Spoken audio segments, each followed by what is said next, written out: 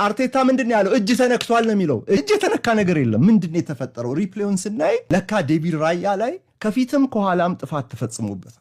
እንግዲህ ውድ አድማጮች ይሄ ግብ ክልል የሚባለው 5 ሜትር ከ50 አካባቢ ይሄ አካባቢ ግብ ጠባቂው በምንም አይነት ምቾቱ እንዲጓደል የሚያደርግ የተቃራኒ አጫወት ካለ ፊሽካ መነፋት አለበት፣ ጥፋት ነው ይባላል።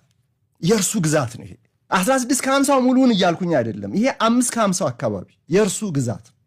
በተለይ እንዲህ ባሉ የቆሙ ኳሶች ጊዜ አየር ላይ መጣን ኳስ ፓንች ለማድረግ ደጋግሞ እንዳደረገው በጨዋታው ላይ ወይም ደግሞ ቀልቦ ለመያዝ በሚያደርገው እንቅስቃሴ ከሌሎቹ ተጫዋቾች የበለጠ ዳኞች እርሱ ላይ ግብ ጠባቂው ላይ ትኩረት ያደርጋሉ።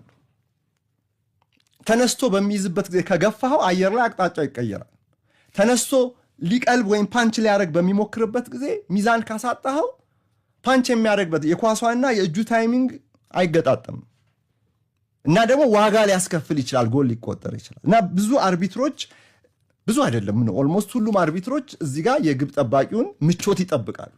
ትንሹ ነገር ሌላ ቦታ ላይ ጥፋት ማይባል እዚህ ጋር ፊሽካ ሊነፋ ይችላል። መርሳት የሌለብን ነገር ይሄ የእርሱ ግዛት። ስለዚህ በቪአር እኔ ያስገረመኝ ነገር የቪአር ማዕከል አንተው ራስህ ሂድስ ወደ ስክሪኑ ብሎ የዕለቱን አርቢትር ወደ ስክሪን መላኩ ነው።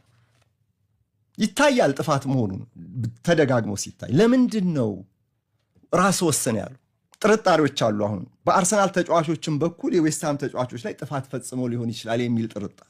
ክሪስ ካቫናግ ይሄንን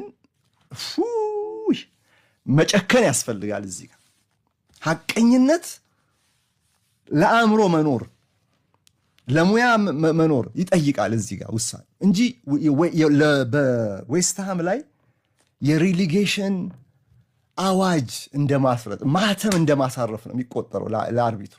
በቃ ውረዱ። የ250 እስከ 300 ሚሊዮን ፓውንድ ኪሳራ የሚያደርስ ሬሊጌሽን ማለት ወደ ታች ዲቪዥን። ስንት ጊዜ ደጋግመው በቪአር እንዳዩት ተሻረ።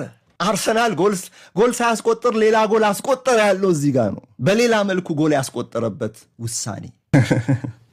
አቤት ፉትቦል ምን አለ መሰላችሁ ሚኬል አርቴታ ብዙ ጊዜ የአርሰናል ደጋፊዎችም ራሱ ሚኬል አርቴታም ዳኝነቱን ሲወቅስ በንግግሩም የተቀጣበት ጊዜ አለ መሰለኝ አይደል? ሁሌ በዛ ነው የምናውቀው።